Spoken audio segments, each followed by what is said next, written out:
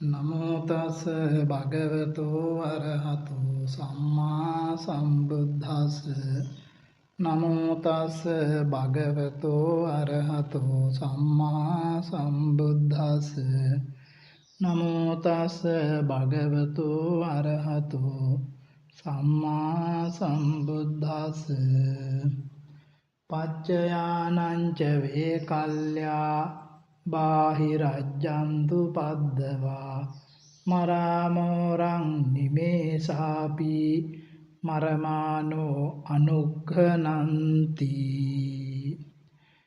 ශ්‍රද්ධා බුද්ධ සම්පන්න වාසනාවන්ත පින්වත්නි, සත්වයා මව් කුසක පිළිසිඳගත් මොහොතේ පටන්ම එක නිමේෂයක්වත් නොනවති මරණයට පත්වෙමින්මයි පවතින්නේ.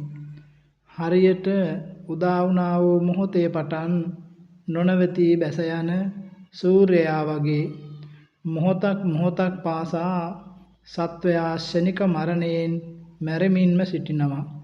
එසේ මැරෙමින් සිටින මමද ආහාර විසවීමකින් හෝ බාහිර උපද්‍රවයකින් හෝ හැවදමා යන සර්පයෙකු වගේ මේ කය හැරදා යනවා.